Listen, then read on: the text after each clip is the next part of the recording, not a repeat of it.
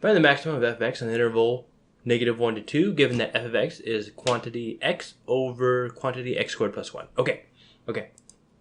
So we're going to do, so this is an optimization problem, maximum, minimum.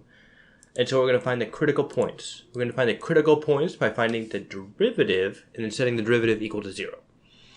And to do that, in this case, I'm going to use the product rule. So I'm going to rewrite this as x squared plus 1 to the -1. And I just have an aversion to the quotient rule. Product rule works well enough. I'm not going to change it. Something works, don't fix it. Whoop, whoop, whoop.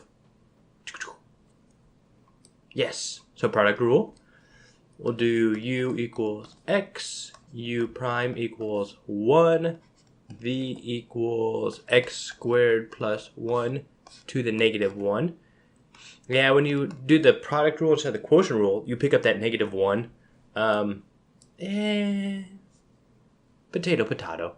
I'm willing to deal with it. I prefer a larger number of rules I can remember than to a lot more efficient, streamlined plethora of rules I can't remember. So if I was writing a computer program, I'd probably use the quotient rule, but my memory here is like nothing. It's like one of those old 256 megabyte storage hard drives as opposed to the terabyte ones now. Okay.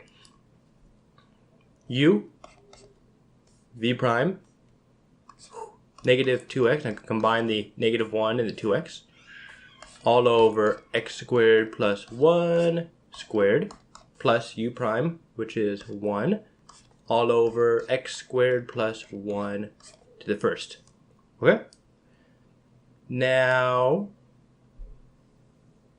I'm going to actually combine these. It may not be worth our time, but I'd like to try it anyway. So we just multiply the top and bottom by x squared plus 1. And then we're going to get, and this is f prime of x, by the way. Should have been more clear.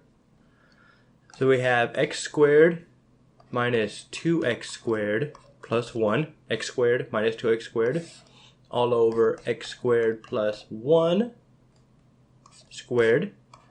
And we get negative, or I'm going to write this as 1 minus x squared all over x squared plus 1 squared. Okay, so now we're going to plug 0 in. Whoop, change to purple. Or we're going to set it equal to 0 and solve. So f prime of x, I'll do a little arrow here thing to say that it's not really like it equals, it implies. 1 minus x squared over x squared plus squared plus 1, quantity squared equals 0, which says we can multiply both sides by x squared plus 1, which means that x can't actually equal -1. So 1 minus x squared equals 0, 1 equals x squared, therefore x equals positive or -1. Okay? Okay, so now we're going to draw out a little table. So we'll do -1, 1, and 2. And I put -1 and 2 in there, one because -1 is a critical point, but also because it's an endpoint. So have f of x here, f prime of x here, have a little table. And now I'm not going to draw the vertical lines. We can visually do the columns. No, but ooh, light blue. Okay, so first thing we notice, first thing we want to do is put down our 0 point. So we have x equals 1. We get 0 here for our derivatives, critical points. So we want to test the point in between to get like this positive or negative thing going. So if we plug in -1, this thing explodes. So we get f of x, we get -infinity. So we have for f of -1, we're supposed to actually probably do limit as x approaches negative. Nah, I don't care. Don't care. Then we'd have -1 over, no, we'd have -1/2.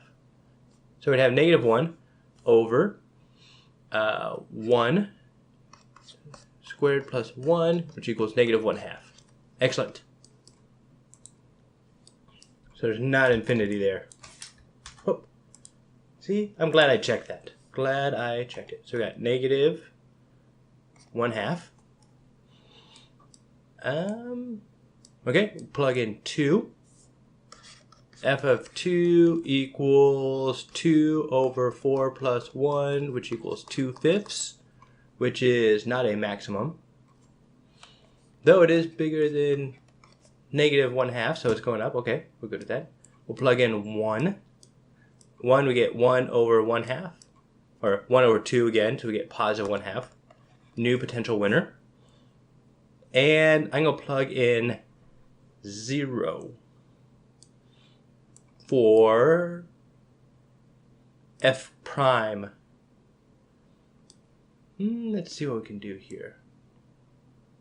No, we really don't have to do anything else because we've tested the critical points, which is -1 and 1.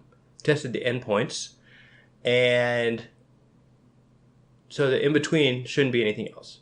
Now, just as a test, kind of make sure.